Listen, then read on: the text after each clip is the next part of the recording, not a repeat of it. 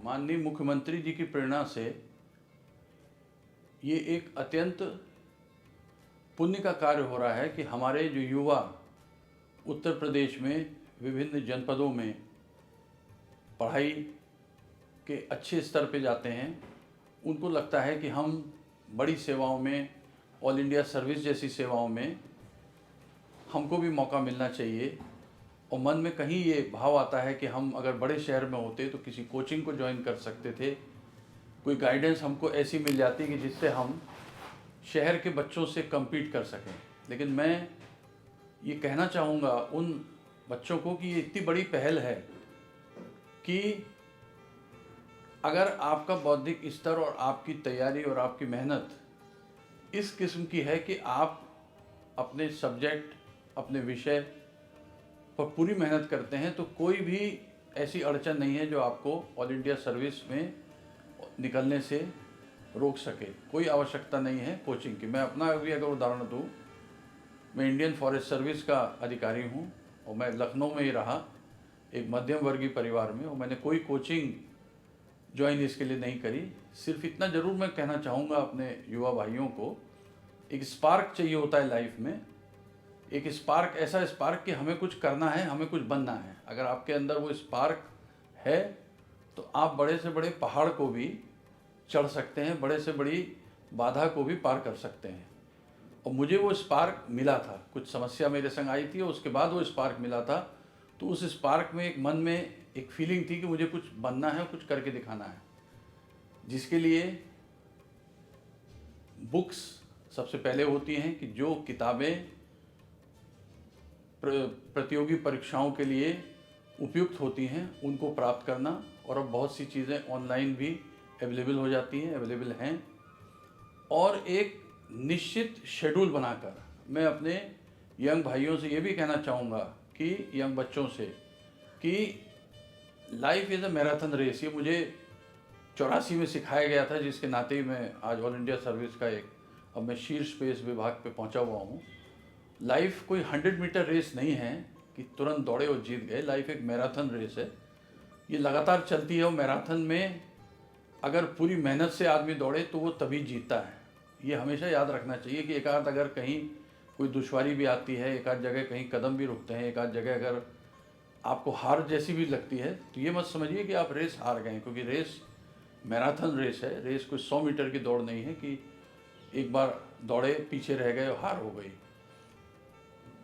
तो ये तो मॉरली मैं आपसे कहना चाहूँगा। और सिस्टमेटिक तैयारी होनी चाहिए। जो भी सब्जेक्ट आप लें, उन सब्जेक्ट की सिस्टमेटिक तैयारी नोट्स बनाकर।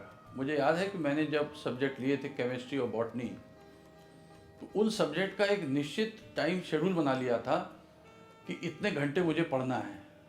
और आप किसी भी ऑल इंडिया सर्विस के अधिकारी जो आपको कहीं उनसे जिलों में जिलाधिकारी हों या आयुक्त हों, इनसे मिलने का अगर जब मौका मिले तो उनसे भी अगर आप कभी पूछेंगे तो सब आपको बताएंगे कि एक शेड्यूल बनाना बहुत ज़रूरी है कि हमें किस चीज़ को कहाँ पर किस तरह से कितने समय में पढ़ना है। दूसरी चीज़ होती है जनरल नॉलेज। आजकल सामान्य ज्ञान की भी बहुत बहुत आवश्यकता होती है प्रतियोगी परीक्षाओं में, और इंडिया सर्विस के इम्तहानों में सिलेक्ट होने के लिए।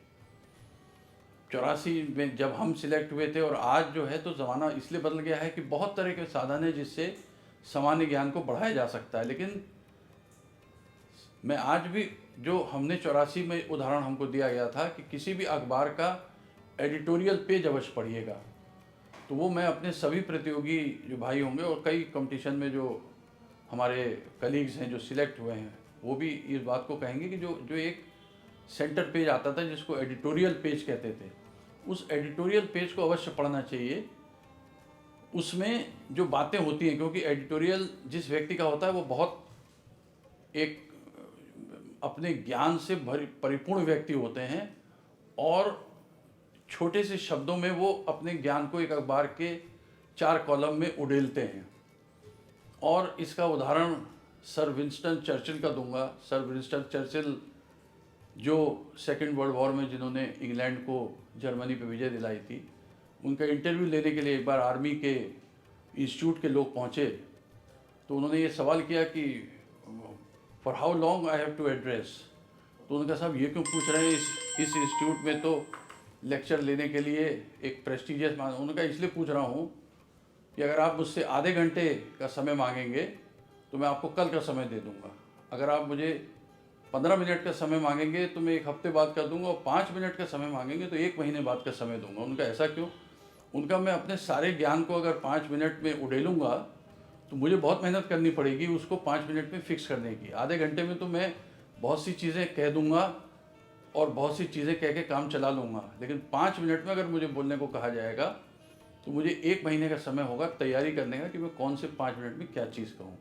तो देखिए 1946 और 47 की ये वो धारणा वो आज भी लागू है कि जो हमें तैयारी कर दी वो पूरी सिस्टमेटिक, पूरी मेहनत और लक्ष्य के संग, अगर हम मन में लक्ष्य बना लेंगे हमें ये बनना है तो हम अवश्य उसमें सफलता पाएंगे। किसी कोचिंग और किसी बाह्य सहायता की हमें ज़रूरत नहीं पड़ेगी। हमारी सरकार वेबसाइट के माध्यम से लेटेस्ट चीज़ें हमारे प्रतियोगी छात्रों को उपलब्ध करा रही है, जिससे वो अपने सामान्य ज्ञान, अपने सब्जेक्ट विषय, इस सब के ऊपर जो भी लेटेस्ट आवश्यक ज़रूरतें हैं उनको पूरा कर सकेंगे। और मैं with all the best wishes पूरे उज्जवल भविष्य की उन बच्चों की कामना करता हूं जो विभिन्न प्रदेश के विभिन्न इलाकों में पढ़ाई कर रहे होंगे। ज़रूर याद रखिए, मैराथन रेस दौड़ रहे हैं, लक्ष्य के संग दौड़ रहे हैं और इस सिस्टमेटिक तरीके से लक्ष्य प्राप्ति के लिए आप प्रयास कर रहे हैं। Thank you.